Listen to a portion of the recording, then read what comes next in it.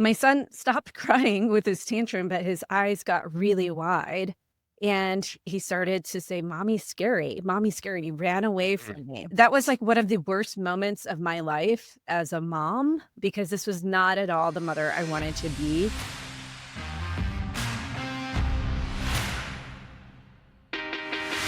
Hey, what's going on, everybody? Joel Irway here, and welcome to another very special episode of Experts Unleashed. Super excited to share with you our very special guest here today. Now, the topic that we're going to be talking about is all about entrepreneurial burnout, high performer burnout, and why so many people struggle with this in the entrepreneurship community. My special guest here is Dr. Archana Shrestha, and we are talking about her upcoming book called The Thrival Code. A little bit of context here. Archana and I have been working together on some of her projects over the past year or so, and I was fortunate enough to get an early release copy of her book, and I was blown away by it.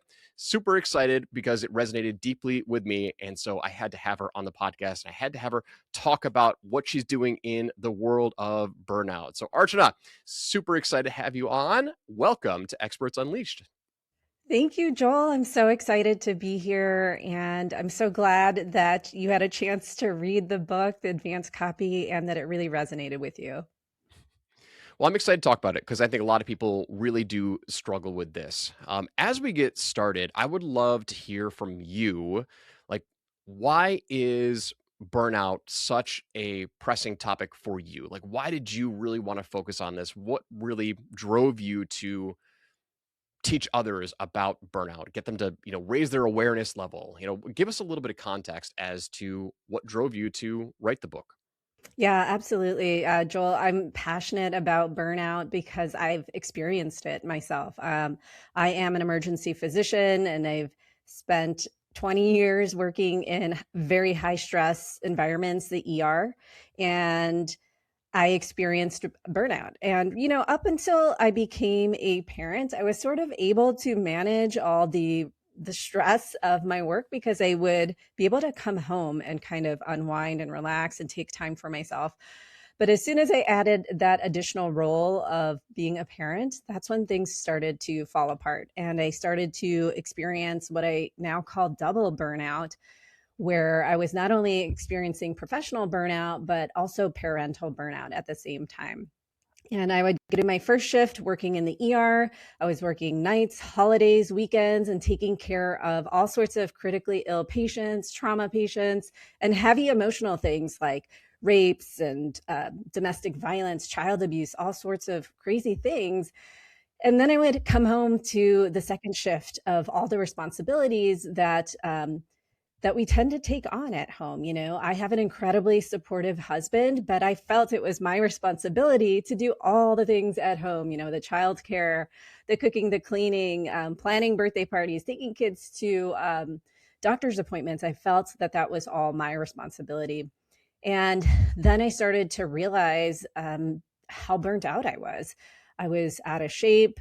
I was huffing and puffing, trying to keep up with my kids and chase after them. And I hit a rock bottom moment where even my scrub pants no longer fit because I was that out of shape and wasn't taking care of myself. And for anyone who's in the healthcare space, you know that those scrubs are usually pretty loose. And so for those to no longer fit, like I was in a pretty tough spot. And not only that, I was trying to mask my burnout at work because, you can't show up that way at work, but it was slowly creeping out and sort of leaking out at home.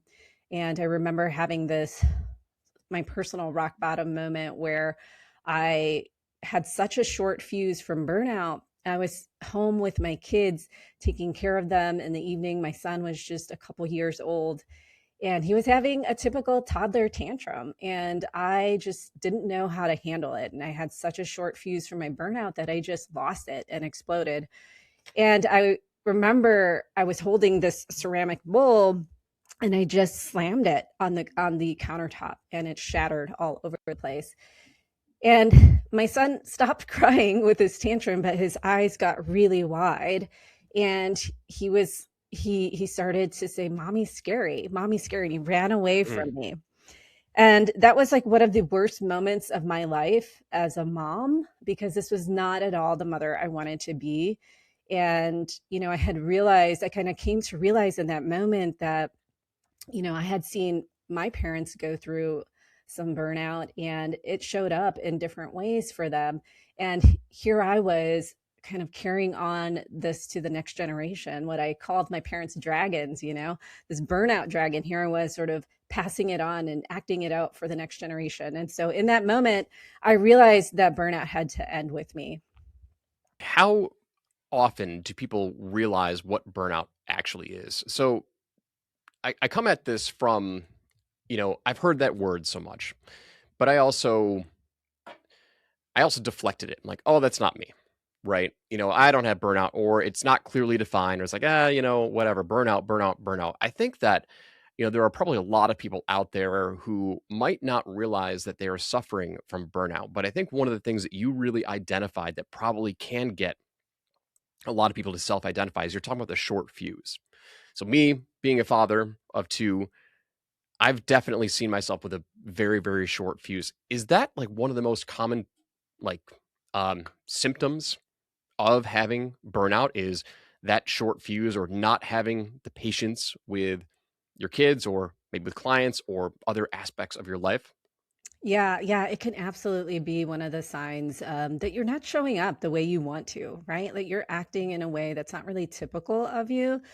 And you've lost your patience, right? I also describe this as being reactive, right? We're just reacting and not able to take a step back and compose ourselves and choose with intention how we want to respond to situations. And, oftentimes we've had this role model, like I can remember in the ER seeing many of my colleagues like slamming things, like slamming charts on the desk, throwing the phone across the room, getting angry, yelling at people, right? Like I saw this role model to me. So I have to have some compassion for myself too, that when I showed up that way, and I'm not proud of those moments that I did show up that way, but that it was something I had seen as well. So a lot of times, many of us, especially if we work in high stress environments, we're seeing other people react this way too and act this way. So, of course, we maybe start to do it ourselves, right? Um, but yeah, absolutely. So it's feelings of exhaustion and chronic fatigue. It's feelings of cynicism, like no matter what I do, it doesn't really matter. None of this makes a difference, and it's feelings of inefficacy, that what I do at the end of the day doesn't matter. It's interesting. I don't know if you're watching the re-release of Scrubs, or the reboot. Did Mm. you ever watch that back in the day? I did, but I didn't know there was a re-release. Yeah, there's a reboot. So they're all much older now, Hmm. 20, 30 years older. And one of the main characters, Turk, he's the surgeon. He's burnt out. And he's literally operating, doing an amputation of someone's toe.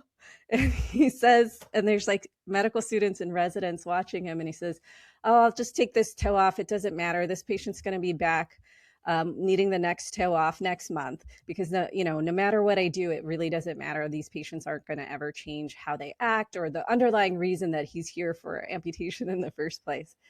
And so that's the kind of cynicism we can start to get. We're just completely exhausted physically, mentally, and emotionally, and we literally have nothing left to give.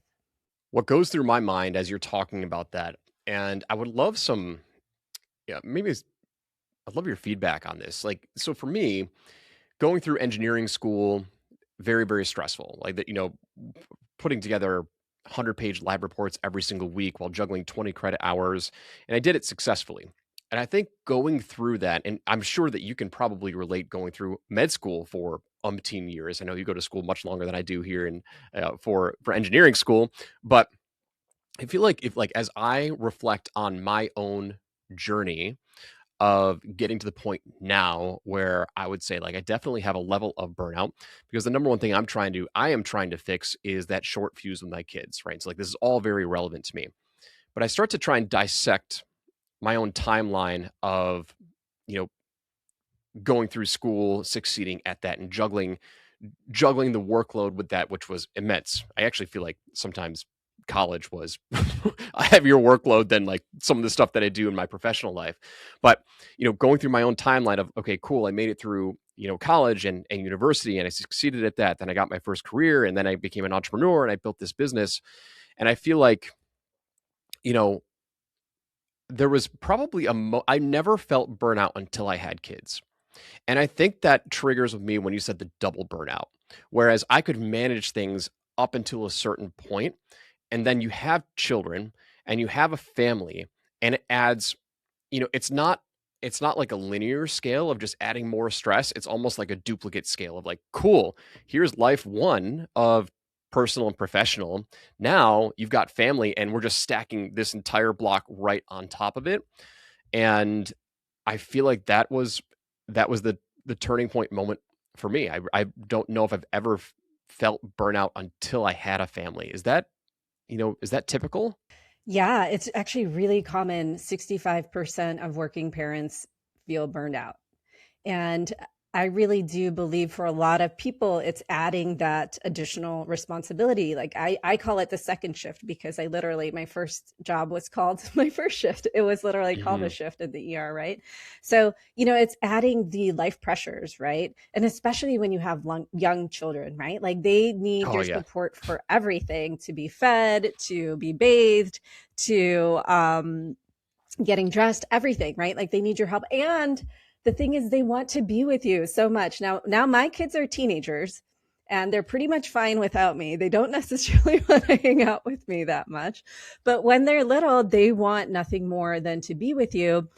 And you probably as a parent want to be with your kids. You want to show up for them as the best version of yourself. You want to get on the floor and play with them. You want to do all these things and you want to cherish those moments.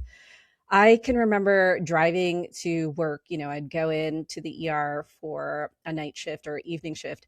And I don't know how old your kids are, Joel, but when they're little, they really love getting tucked in at night and having their parents read to them and you kind of sit in bed with them. And it's just such a great bonding time.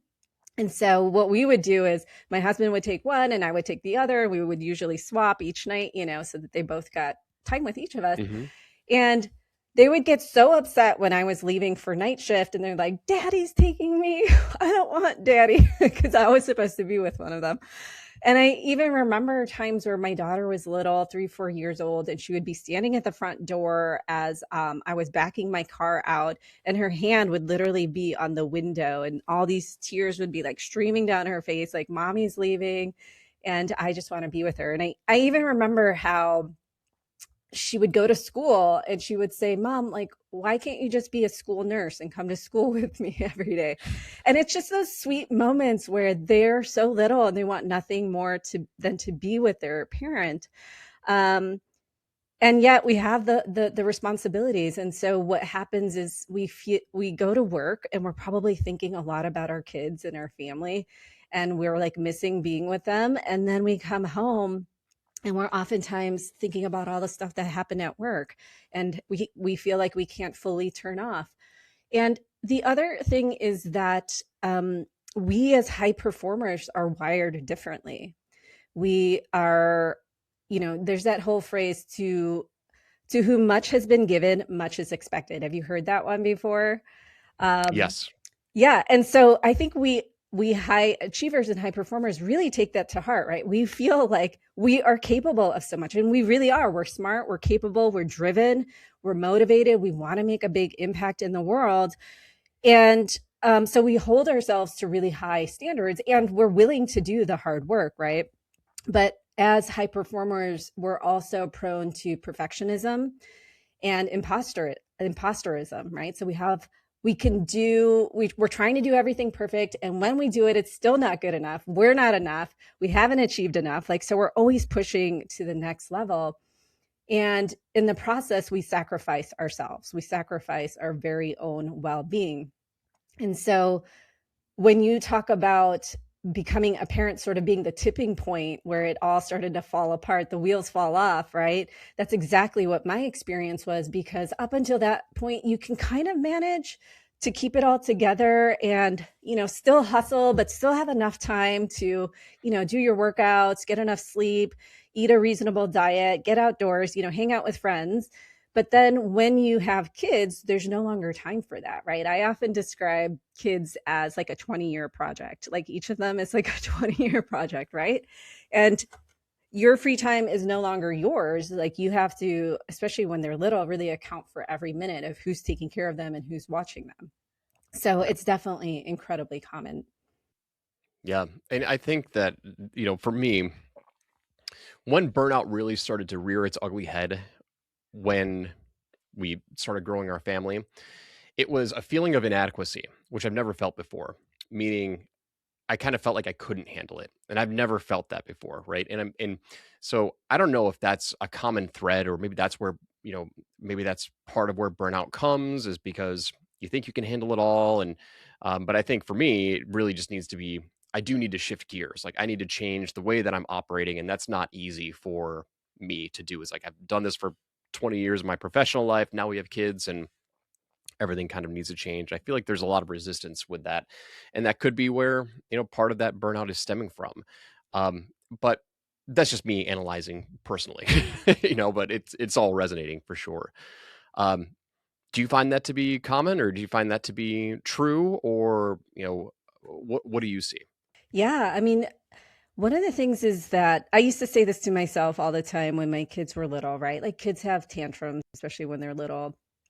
And I used to say, well, I've never been trained on how to Mm, handle a tantrum. I've never been trained on how to be a parent.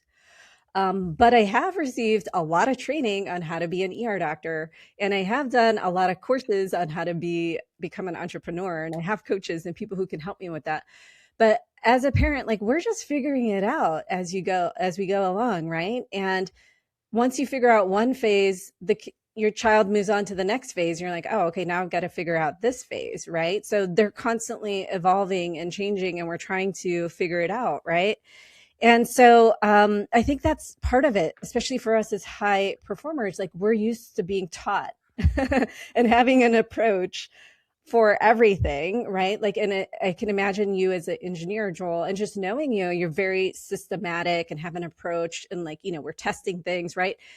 But parenting is so messy, right? Like there's no like one approach. I mean, certainly there's a lot of different books, and there are actually parenting coaches out there, but it's a lot of figuring it out as we go along. So I definitely hear a lot of people feeling like they're failing both in their professional life and parental life as well. In fact, yesterday I was just coaching a group of physicians on that, and I heard that numerous times, that a bad day at work translates to a bad day at home. Like they're bringing home that stress from their work, that they're oftentimes bringing work home.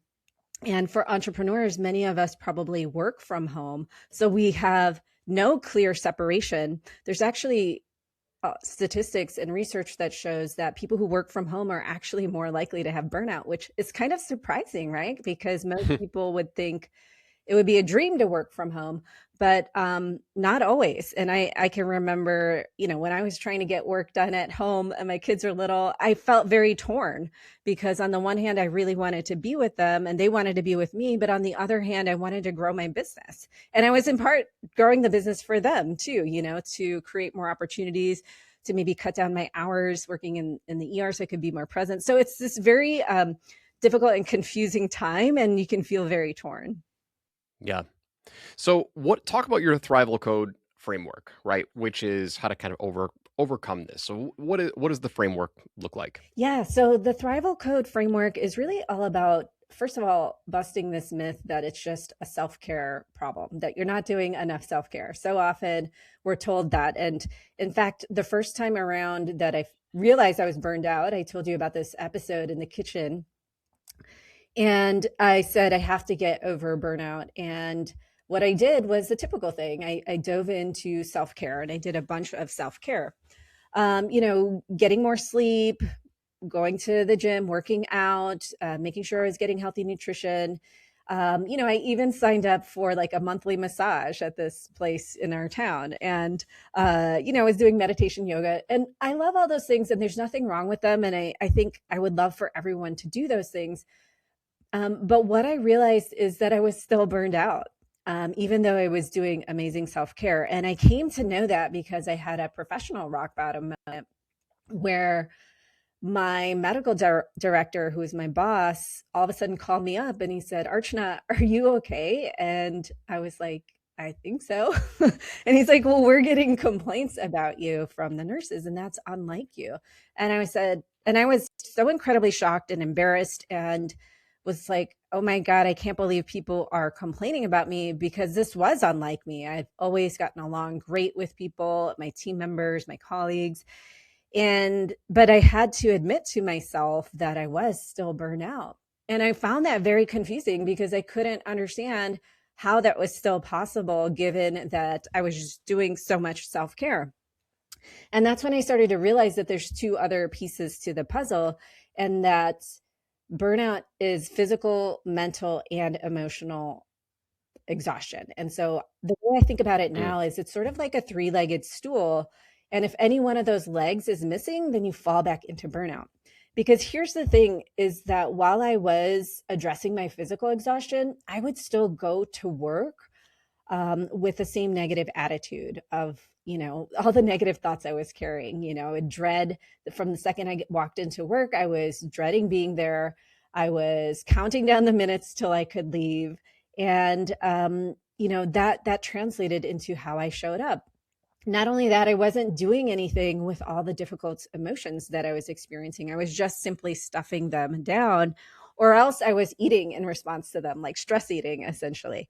And so I realized I had to go deeper. And that is how the Thrival Code was born. It's essentially a framework that addresses body, heart, and mind.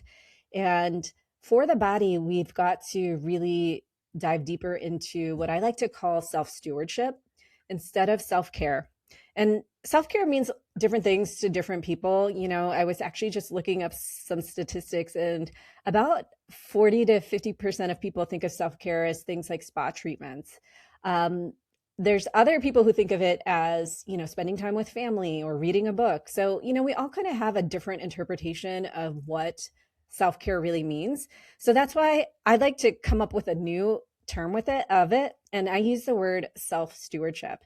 And this is really thinking of yourself as just like you take care of your house or your car, and you have to do the maintenance. You have to take care of it. You can't expect your car to keep running if you don't, check the engine, get the oil change, get new tires when the tires are worn out or brakes are worn out, right?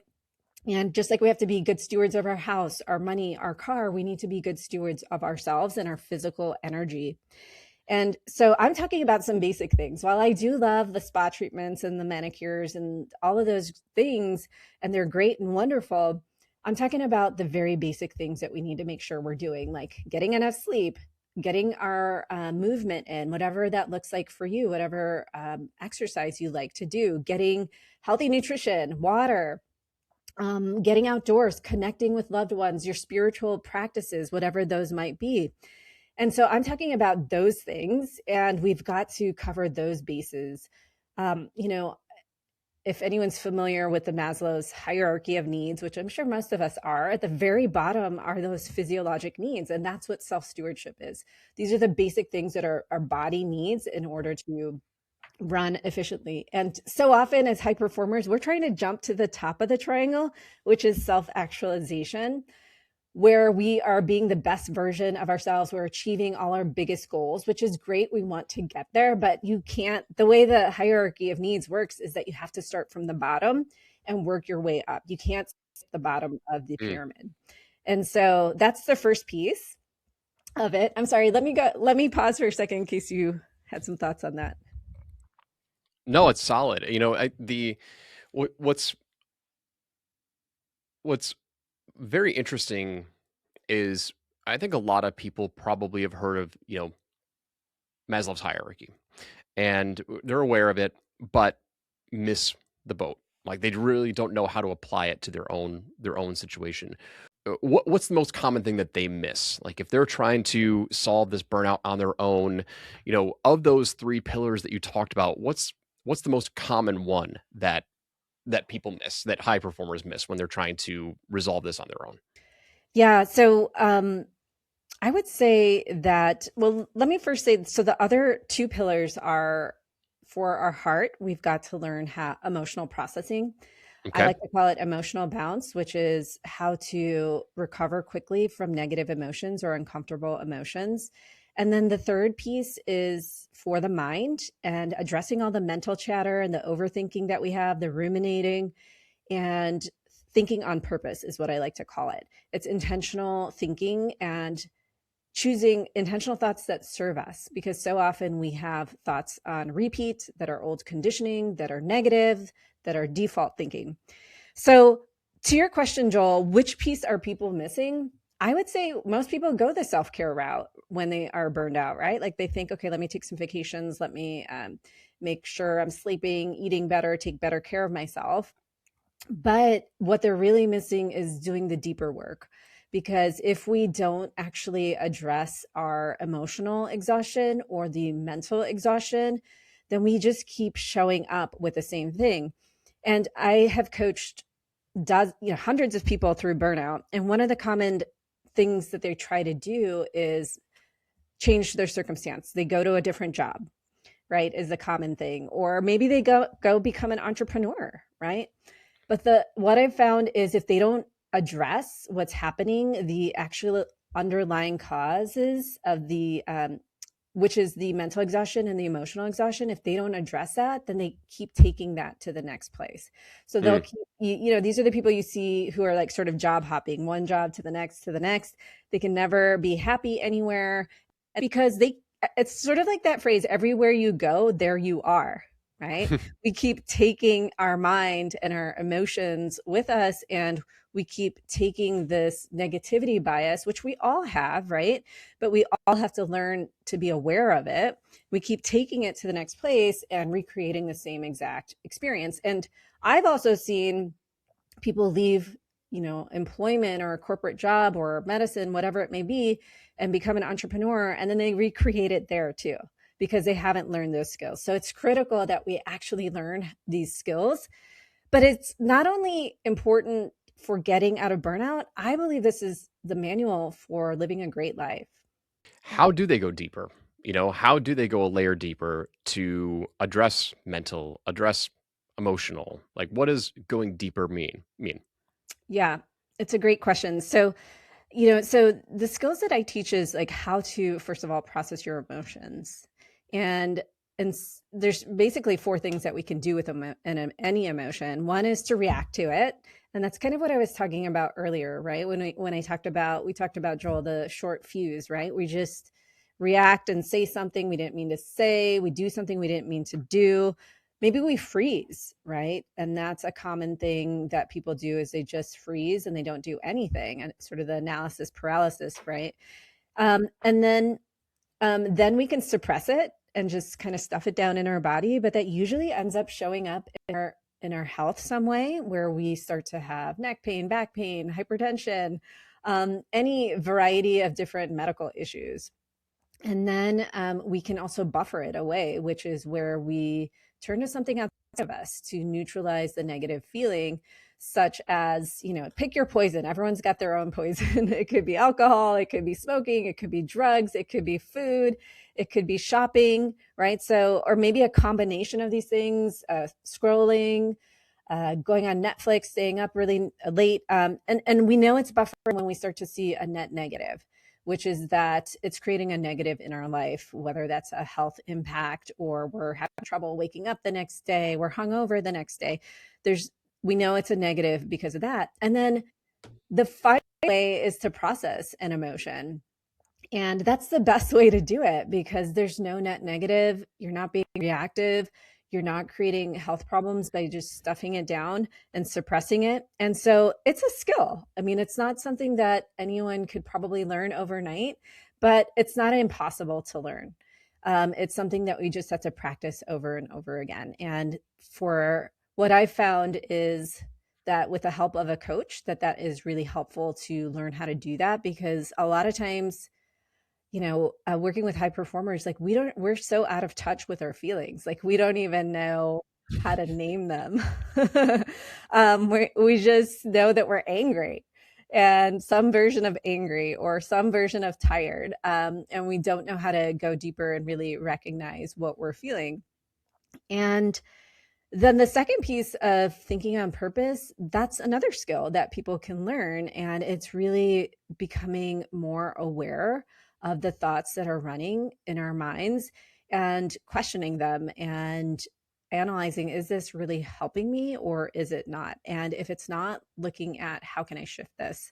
So it's not something that happens overnight, but it can definitely happen pretty quickly. And I've helped high performers recover from burnout in as short as 4 to 8 weeks, where they're feeling a lot better. But I would say to really get these skills ingrained deeper so that it really lasts, it will take a little bit longer than that. What would be one like practical application someone might be able to take away today and be like, okay, cool. Like I can start to see some small shift or start to understand how I'm thinking about things differently, or processing things differently. What's one maybe quick win somebody could take away from this? Yeah, so I would say a quick win would be to do what's called a thought download. And just like we might like download, a PDF or some pictures or something from a computer, we can download our thoughts and get them onto paper. And this is really helpful, especially if you're feeling stressed or overwhelmed. And you can just write at the top of the page, like, I feel overwhelmed because, and just do stream of consciousness. Like, do not edit yourself. Just write down all the thoughts that are swirling around in your brain and get them on paper. And this alone can help to alleviate some of the overwhelm, because part of the overwhelm is coming just because there's just like the storm of thoughts and so much mental chatter happening. So just getting them out of our head onto a piece of paper is the first step. And once we notice things, then we can be empowered to change them. Why do you think that works so well? Like why is a thought download kind of a requirement? Like what is that really doing to our mental state or emotional or both? Yeah. I mean, it's just like freeing up space, right? Like if you can imagine, like when you download something, like, I mean, this isn't how it works in the cloud, but it still stays in the cloud. But imagine that it's moving from your brain to the piece of paper, right? And so the very first step is just to do the thought download. And so a more advanced technique after that is to look at it, right? So now we can become the observer. We are shifting our perspective. When it's in our head, it just all seems so real and 100% true, and there's no ability to analyze it. It's just like when you have a conversation with someone and they're like, is that really true? I mean, is that the only way of looking at it? Like they might start asking you some helpful questions, right? Or if you have a coach who asks you things like that, or maybe even it's a therapist, right? And then you start to gain some perspective of like, oh, okay, maybe there are some other ways of looking at this, and that my way of perceiving this situation is just my perception. And maybe I could think about this in a different way. So that gets into what we call metacognition, which is thinking about our thinking. And so once you have it down on the paper, like what I like to do is more kind of like a more of an advanced technique, which is I just write it all down.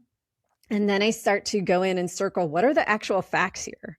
And you would be surprised, Joel, that I'll write down an entire sheet of thoughts, like an entire page of thoughts, like 25 different thoughts. And I'll go in and try to circle just the facts. And there's like maybe 2 facts. All right. And so everything else is story that I've created and my way I decided to interpret the facts. And so I will then next go in and start writing out next to thoughts that I'm like, this is clearly not a helpful thought. And it stands for, it obviously spells out, but it also stands for optional, unintentional thought. So it was just something my brain decided to make up, or decided maybe it's been thinking for a long time. So it becomes this really interesting dialogue where you become the observer, you step back and you start to actually look at your brain, almost like you're separate from it. And this is a really powerful place to be, because then we can start shifting it. We can kind of look at it as a separate side of us. And so that's one of the things that I teach in my coaching, and I give clients as a tool, is to really go in and start to look at those thoughts and write ones that, cross out the ones that aren't helpful. Because this does two things. It helps our brain realize, like, we're going to get rid of this thought. And it helps you just, decide that, understand that it's optional. Yeah. That's really, really powerful. I love that framework. Like it's simple frameworks that are actionable, that you can implement right away in your routine or in your life right now. So that was really, really, really powerful. So who do you typically work with in your coaching capacity? Like, who is a good fit? Give us a little bit of context there. Yeah. So I work with high performers in any industry. I've obviously worked with a lot of physicians, just given my background, but I also work with corporate leaders, engineers, lawyers, and entrepreneurs. And anybody who is a high performer, I get how our brains are wired. And it is actually different from others who maybe aren't classified as high performers. I mean, I have some family members and friends where I'm like, wow, you just really do rest a lot. Good for you. Like, they're just not driven to, like, the hustle like many of us are as high performers, right? Like, so there's a different wiring. So anyone who really identifies as a high performer are ideal clients. Awesome. What give us some results that people can typically expect to achieve when they go through your process and when they work with you? Like, what's that before and after look like? Mm-hmm. Yeah, I've had high performers come in ready to quit their job, ready to quit their business, ready to burn down their business, and come out the other side happy again, connected, feeling joy and fulfillment for their work. And this work really does save careers and businesses. It saves marriages. It saves people's lives, in healthcare, especially, Joel. We have, there's a pretty high physician suicide rate, where we lose one physician on average every single day here in the United States. So, Mm, when I actually decided I was committed to this mission of burnout recovery, was actually because I heard stories of physicians and nurses taking their lives. And I was like, I know how to help them. And burnout is the main culprit for a lot of them taking their lives. And that really got me committed to doing this work. But so I've seen it save lives, and I also see it saving the next generation. I shared my story of how I was showing up at home when my kids were really little. And I am so thankful, in a way, for that moment, for that wake up call, because I completely shifted myself and how I mm. show up.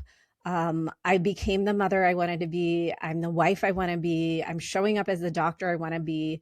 And I'm showing up as the entrepreneur that I want to be. So, and so those are my results. Those are some of the results I've gotten for clients. But really, people find it really life-changing, because the thing about burnout, Joel, is that it really impacts every single area of your life, right? It impacts your health, it impacts your personal relationships, it impacts your performance within your career or within your business.